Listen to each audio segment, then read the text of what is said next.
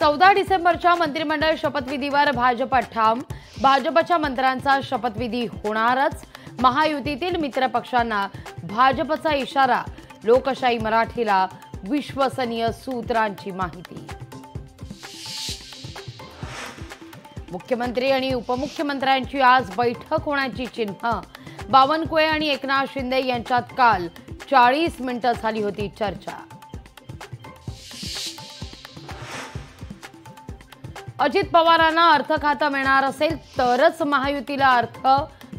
अमोल मिटकरींच्या वक्तव्यांना महायुतीत वादाची चिन्ह।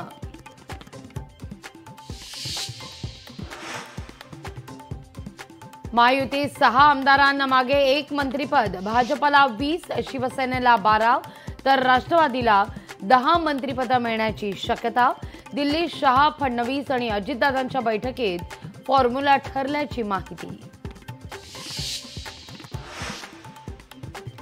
14 डिसेंबरला होणार राज्य मंत्रिमंडळाचा विस्तार। लोकशाही मराठीच्या बातमीवर अजित पवार यांनी केलंय शिक्कामोर्तब। वन नेशन वन इलेक्शन विधेयक कॅबिनेटमध्ये मंजूर झाल्याची सूत्रांची माहिती। मोदी सरकारचा अजेंडा कार्यान्वित होण्याचा मार्ग झाला मोकळा।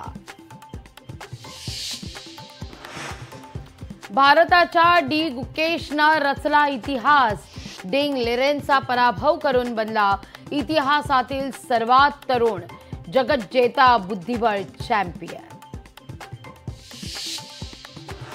दिल्लीत होणाऱ्या मराठी साहित्य संमेलनाच्या उद्घाटनास्थळ हे बदलण्याची शक्यता।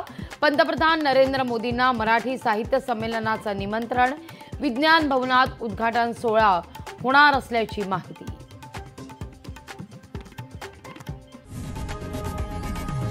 लोकशाही मराठी ऐका, पहा, जागरूक रहा।